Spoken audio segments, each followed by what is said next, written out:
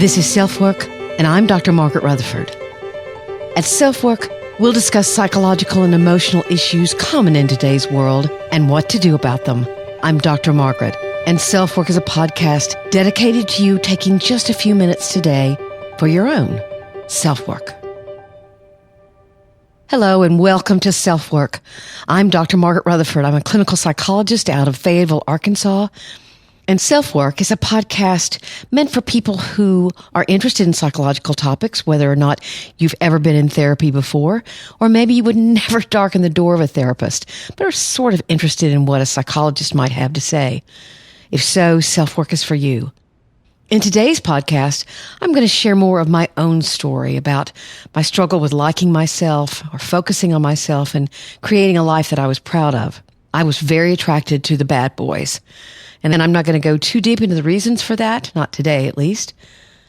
But first, I want to say my story is only that, my story. But perhaps it can give you a few clues as to what may be standing in your way of liking your own life.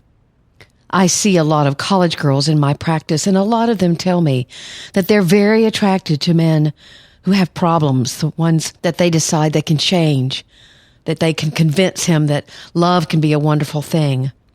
And I'm going to talk about really the life-altering experience it took to show me what was really going on in those relationships that I was participating in. Now, I mentioned bad boys, but of course, they're men that are attracted to women who don't really know how to give back either. Of course, I have to throw a little psychology in there, so we're going to talk about Maslow's motivational theory to help us try to understand a little bit about the problem between a sense of belonging and a need for good self-esteem. Which comes first, self-esteem or belonging?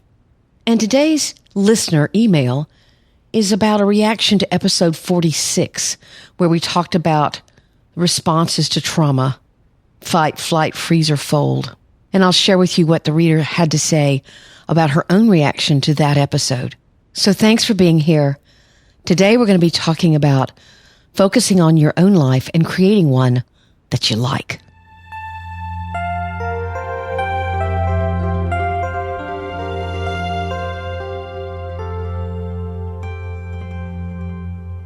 In the second grade, I was elected Valentine Queen of my class.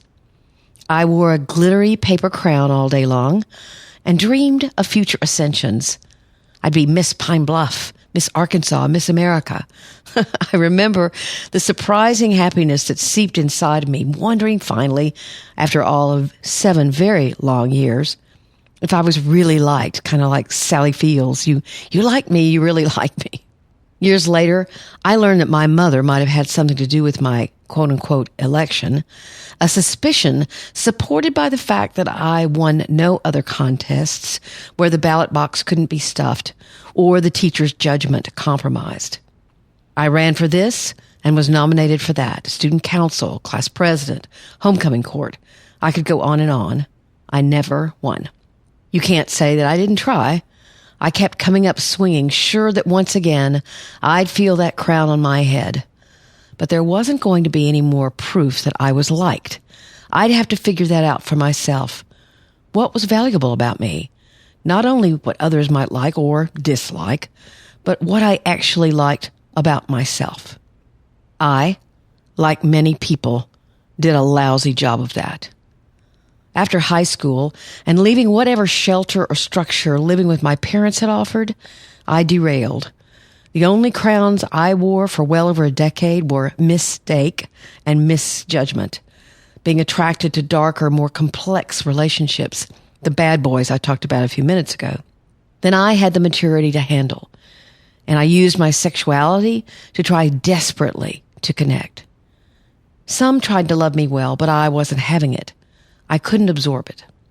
Like I said, I was attracted to the bad boys, the guys that held back, the guys you had to work very hard to hang on to, who weren't good givers, who distrusted women and love, and I was going to be the one to change all that. If you hear yourself in this, man or woman, I hope you'll continue listening.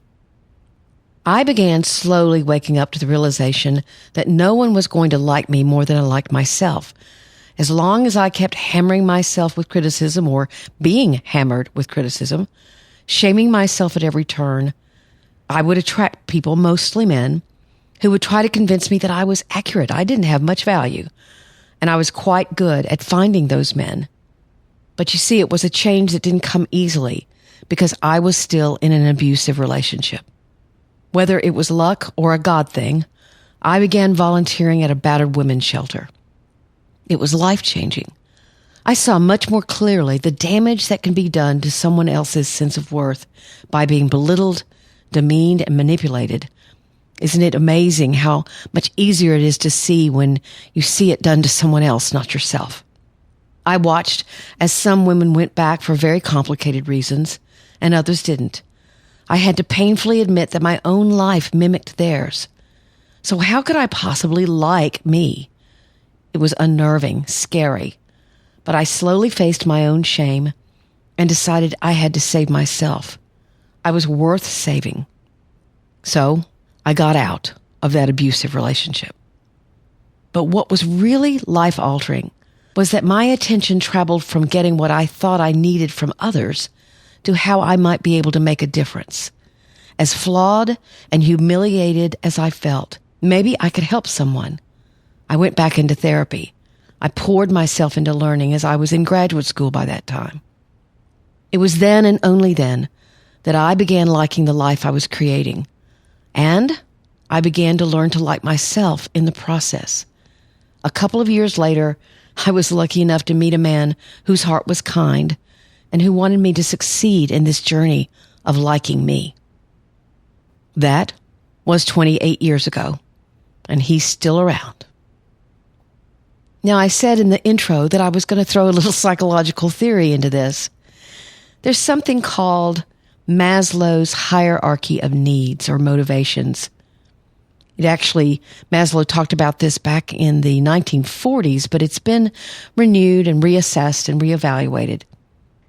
What he said was we tend to find our emotional stability first in a sense of belonging to a group, and then a true sense of self-esteem can be created afterward. Think about all the ways, for example, you tried to fit in as a teenager, or actually may still be trying to fit in as an adult. You were trying to find that place with others first, a place where you belonged, before you actually may have believed in yourself. Well, when you think about it, maybe therein lies the problem. Because if you spend too much time searching for love and affection, belonging, as well as proof that you're valued, and you don't spend enough time and effort on discovering what gives your own life purpose, what gives you an internal sense of pride or conviction, then you'll get stuck. And stuck doesn't feel good. Stuck can lead to a lot of chaos. It's one thing if where you belong or where you find a sense of belonging is a group that's positive and constructive and helpful and wants you to like yourself. But what if you are drawn to people who do not want that for you? Who, because of their own inadequacies and insecurities, want to drag you along with them. They don't want you to like yourself. And so you can get, as I said before, so stuck and never achieve a sense of liking yourself or self-esteem. I have been there and done that. So if you're there, why don't you take a few minutes to write down what you like about the life you're creating right now, what you appreciate about your own perspective, what you like about yourself, what you believe is your own bit of wisdom. And then in another column, write down what your friends, your loved ones, the people who you are surrounding yourself with, what they tell you about yourself, what they think are your strengths, what they admire about you. If those lists aren't anywhere near the same, if there's a huge discrepancy between the things that you know or can own are good things about you and the feedback you get from other people around you, then there's something wrong. You're looking for affirmation from someone or some other people, and they are going to refuse to give it to you. There's no way, given that kind of relationship, that you can build a sense of self-esteem or liking your life. it simply won't happen. But again, let's go back to the two lists. The things that you value about yourself that you like. You like that you're honest. You like that you are sincere. You're a good cook or a caring mom or whatever it is that you like about yourself. And the second list doesn't mimic that. You're not getting that information from people who are close to you. You can always question, well, maybe I'm not right. Maybe these things on this second list are more true of me than on the first. Maybe I'm being too easy on myself or something. Having things you like about yourself, having things that you're proud of, that you know are your strengths, that's a good thing. That's not self-adoration or narcissism. It's just taking a little time to recognize your value. But it's something that a bad boy won't support.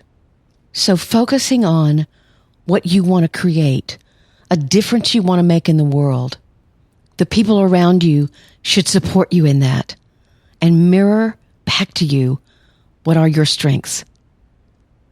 I hope you'll like what you discover.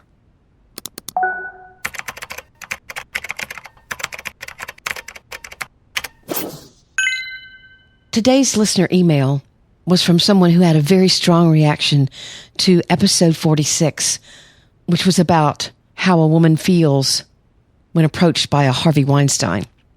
She goes, "Hello, Dr. Margaret. I've been listening to your podcast for several months now and have found it useful both in my personal life and also helping with my clients." This must be from a therapist. "One podcast in particular stands out. I have shared it, hope you don't mind too much, and of course I don't, on my practice Facebook page and use it in many of my sessions, referring clients to it. It was episode 46, How a Woman Feels Around a Harvey Weinstein. I have to tell you, I listen to these in the shower as I'm mentally preparing for my day. During this episode, when you talked about folding, again, the 4 responses were fight, flight, freeze, or fold. I started yelling, 'Oh!' And then she says a curse word, which I have clean lyrics on this show, so I can't say. She said, 'Luckily, I was alone in the house. It felt like so many things clicked into place for me about my own life, my past, and what almost all my female clients describe. Every time I discuss it in session, I get those same chills. I went a step further this week. I was listening to a podcast, which was one of my other personal favorites. I won't give the name because that might reveal her identity. And they were discussing the Me Too movement. It was another yelling and crying in the shower kind of experience. I wrote them a response and referred to your work, explaining for the young girl they interviewed why she didn't rage against the man attempting to assault her until after he left. She folded. Again, I'm grateful for the work you do. It helps not only potential therapy clients, but we on the front lines as well. And she says, I'm happy to defer to people who know more than I, and am glad that you have made yourself accessible," which I immediately responded to that. "Morning. I can't thank you enough for letting me know this. I'm honored that you featured my work on your Facebook page. As far as knowing more than you, I'm not sure about that. I'm a pretty firm believer in the fact that we all have our own bit of wisdom, and I know you have yours. I'm still learning so much from seminars I go to. My best friend, also a therapist, and I laugh frequently about all that we still don't know. In fact, the last training I listened to was with Laurel Parnell, who teaches EMDR, and she put it best. She advised getting comfortable with the wisdom of insecurity, and I quote her, "That's how I feel with patients sometimes, going where no man has gone before, and feeling somewhat insecure about it." I mention this email because I do believe that we all have our bit of wisdom. In fact, I used that phrase in the podcast just a few minutes ago. Finding your own bit of wisdom, what you know, what life has taught you, what you have to share with others, can be tremendously vital for your own happiness and sense of fulfillment. What's your bit of wisdom? Maybe you can spend a little time today thinking about that.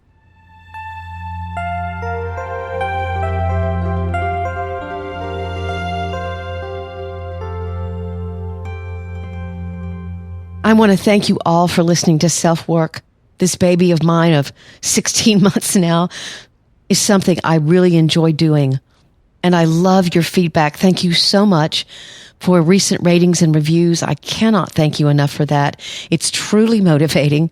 And I'd so appreciate it if more of you could take the few seconds it really takes to leave a rating. That's just hitting a star, or leaving a review, which also can be done anonymously and doesn't take much time either. It lets me know that you're looking forward to the next episode of SelfWork. You can subscribe too, of course, and that's absolutely wonderful. Almost said divine. You can email me at askdrmargaret at drmargaretrutherford.com, or go to my website at drmargaretrutherford.com and subscribe there. You'll get a weekly podcast, a weekly blog post, and also if you subscribe there, you get a copy of my free ebook, 7 Commandments of Good Therapy. I appreciate you being here today. Thank you so much for listening. I'm Dr. Margaret, and this has been SelfWork.